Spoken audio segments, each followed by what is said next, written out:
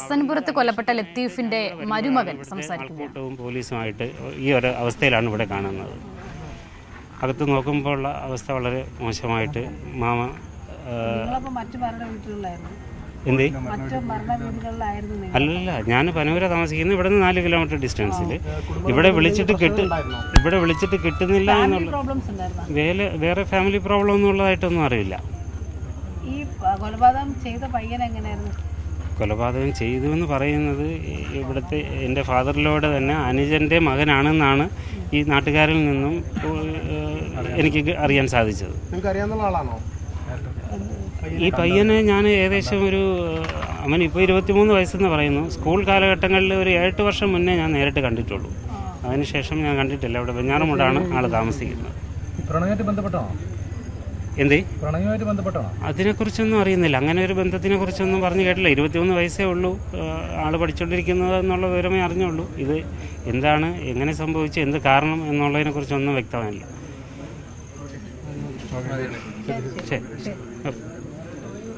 കൊല്ലപ്പെട്ട ലത്തീഫിന്റെ മരുമകനാണ് ഇപ്പോൾ സംസാരിച്ചത്. കമലേഷ് ഉണ്ട് അവിടെ. കമലേഷ്, ഏറ്റവും അടുത്ത ബന്ധുവാണ് ഈ ലത്തീഫിന്റെ മകളുടെ ഭർത്താവാണ് ഇപ്പോൾ സംസാരിച്ചത്.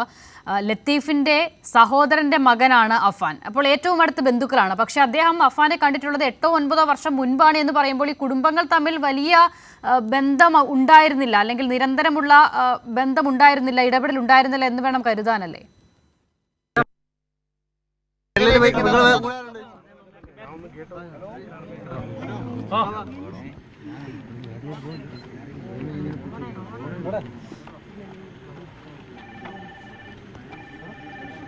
കമലേഷിലേക്ക് വരാം. ഇപ്പോൾ കൊല്ലപ്പെട്ട ലത്തീഫിന്റെ, അതായത് അഫാന്റെ പിതാവിന്റെ സഹോദരൻ ലത്തീഫിന്റെ മരുമകനാണ് ഇപ്പോൾ സംസാരിച്ചത്. ലത്തീഫിനും ഭാര്യയ്ക്കും അവർക്ക് 2 പെൺമക്കളാണുള്ളത്. 2 പേരും മുൻപ് തന്നെ വിവാഹം കഴിഞ്ഞ് ആ വീട്ടിൽ നിന്നും പോയിട്ടുണ്ട്. അപ്പോൾ അതിൽ ഒരു മകളുടെ ഭർത്താവാണ് ഇപ്പോൾ മാധ്യമങ്ങളോട് സംസാരിച്ചത്. അഫാനെ 8-9 വർഷം മുൻപ് മാത്രമാണ് കണ്ടിട്ടുള്ളത് എന്ന് അവർ പറയുന്നുണ്ട്. അഫാനുമായി ബന്ധപ്പെട്ട കൂടുതൽ വിവരങ്ങൾ അദ്ദേഹത്തിന് അറിയില്ല. പക്ഷേ ഏറ്റവും അടുത്ത ബന്ധുക്കളാണ്. അങ്ങനെ വരുമ്പോൾ ഇവർ വലിയ നിലയിൽ ബന്ധമുണ്ടായിരുന്നവരല്ല എന്ന് കരുതണം, നിരന്തരമായി ബന്ധപ്പെട്ടിരുന്നവരല്ല എന്ന് കരുതണം. കമലേഷ്, ആ നിലയിലല്ലേ മനസ്സിലാക്കേണ്ടത്? ഏറ്റവും അടുത്ത ബന്ധുവാണ് പ്രതികരിച്ചത്, പക്ഷേ അവർക്ക് അഫാനെ അറിയില്ല നേരിട്ട് എന്നുള്ളതാണ്.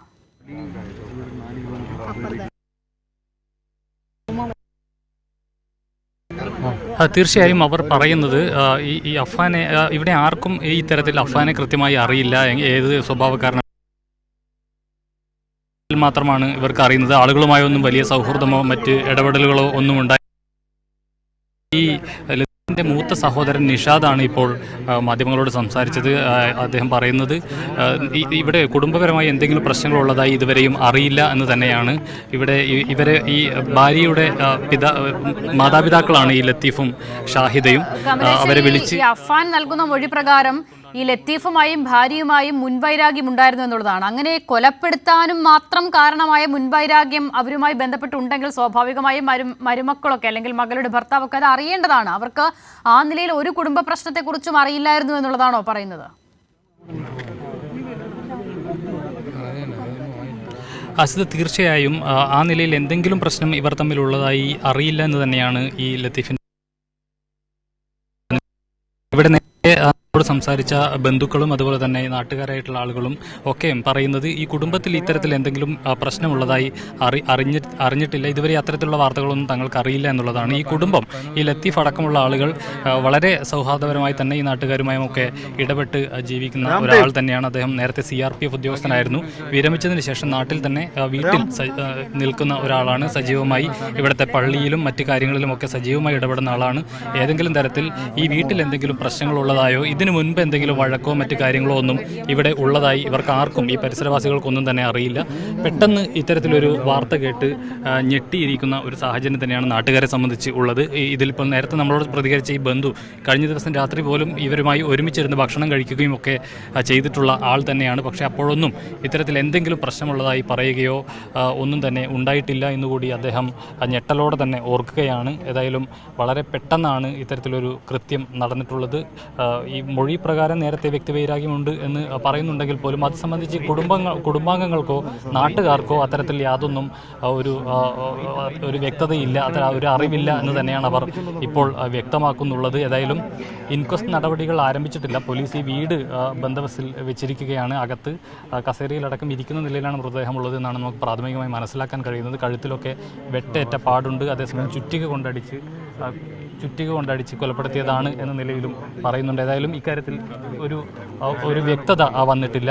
പോലീസ് ഇതുമായി ബന്ധപ്പെട്ട് ഏതെങ്കിലും തരത്തിലൊരു പ്രതികരണത്തിന് തയ്യാറായിട്ടുമില്ല. ഏതായാലും ഇൻക്വസ്റ്റ് നടപടികൾ അല്പസമയത്തിനകം ആരംഭിക്കും. പോലീസ് ഉദ്യോഗസ്ഥരോട് സംസാരിച്ചപ്പോൾ ഇൻക്വസ്റ്റ് ആരംഭിക്കാൻ കഴിഞ്ഞിട്ടില്ല എന്ന് തന്നെയാണ് അറിയിച്ചിട്ടുള്ളത്. അല്പസമയത്തിനകം ഇൻക്വസ്റ്റ് നടപടികൾ ആരംഭിക്കും. അതിനുശേഷമാവും മൃതദേഹം മെഡിക്കൽ കോളേജിലേക്ക് മാറ്റുക. സദാ ശരി കമലേഷ്, SN പുരത്തു നിന്നുള്ള വിവരങ്ങളാണ് കമലേഷ് പങ്കുവെച്ചുകൊണ്ടിരിക്കുന്നത്. രണ്ടുപേരെയാണ് പ്രതി അഫാൻ അവിടെ കൊലപ്പെടുത്തിയത്. അത് പിതാവിൻ്റെ സഹോദരൻ ലത്തീഫാണ്, അദ്ദേഹത്തിൻ്റെ ഭാര്യ ഷാഹിദ എന്നിവരെയാണ്. വ്യക്തിവൈരാഗ്യം, മുൻവൈരാഗ്യം ഉണ്ടായിരുന്നു അവരോട് എന്നുള്ളതാണ് പ്രതി പോലീസിന് മൊഴി നൽകിയിരിക്കുന്നത്. ആ മുൻവൈരാഗ്യത്തിൻ്റെ അടിസ്ഥാനത്തിലാണ് കൊലപാതകം നടത്തിയത്, അത് കൊലപാതകത്തിലേക്ക് നയിച്ചത് എന്നുള്ളത് കൂടി പോലീസിന് മൊഴി നൽകുന്നുണ്ട് അഫാൻ. അതിനുശേഷമാണ് മാതാവിനെ കൊലപ്പെടുത്താൻ ശ്രമിച്ചത്, അനുജനെ കൊലപ്പെടുത്തിയത്, സുഹൃത്തിനെ കൊലപ്പെടുത്തിയത്. അതിനുശേഷം എലിവിഷം കഴിച്ച ശേഷമാണ് പ്രതി പോലീസ് സ്റ്റേഷനിലേക്ക് എത്തി ഈ വിവരങ്ങളൊക്കെ പോലീസിനോട് പറയുകയും ചെയ്തത്.